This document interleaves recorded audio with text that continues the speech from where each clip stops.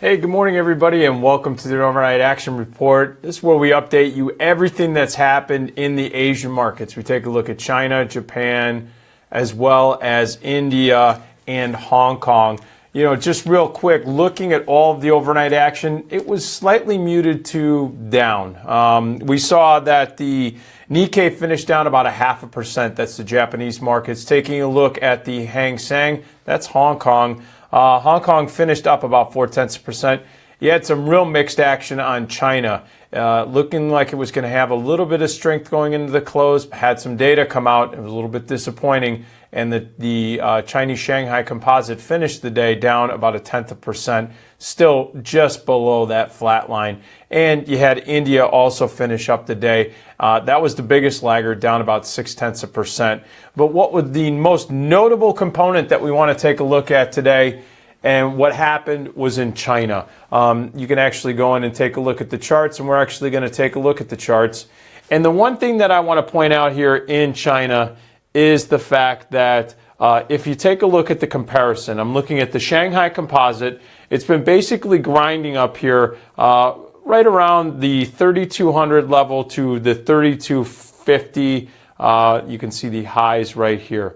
Why am I pointing this out? There's a couple reasons.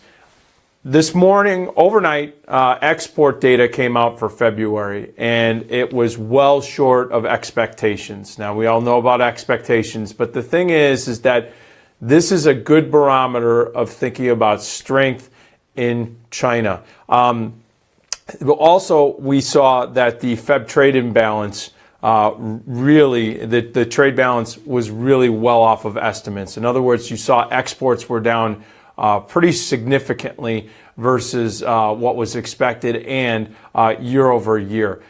Now, there could be some of the rationale is well, why did this happen? Is there a slowdown? Is there something we're missing? Well, February was a big holiday month. It was the Lunar New Year in China. That could be a component.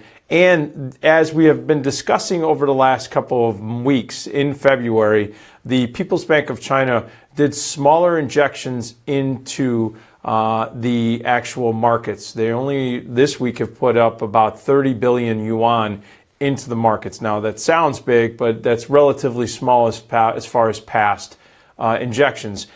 There's a couple things that we want to keep an eye on. This green line right here is the 20-day moving average on the Shanghai Composite. That's the level I want to watch. It was challenged a couple days ago, bounced up, and is still holding quite well. As a matter of fact, we're going to watch the 20-day moving average is coming in at right around 3,220. That's the level that you're going to want to watch very closely on the composite. A break there means that the short-term bulls have lost control. And it's going to start to challenge 3,200, which is the 50-day moving average. The ETF that you can use to track the Chinese markets is FXI. FXI is this orange line right here. And as you can see, it's been basically grinding up as well lately. Again, challenges in any of the large cap names in China is going to be a trouble signal for FXI. I also put up the Australian ETF, EWA. Why? Because Australia is a heavy materials and commodity-based economy. If there's any slowdown in China, that's going to materially impact not only Europe and the United States, but also Australia, since they do quite a bit of trade with China. And that's just something that I want to point out as far as relationships and what to watch. So what we're expecting here is a potential grind. We're going to see how everyone sifts through the data. We're going to watch the data over the next couple of weeks. We're going to watch what the People's Bank of China does as far as continued injections into the markets. And we're going to watch these critical levels, 3,220 and 3,200 on the Shanghai Composite.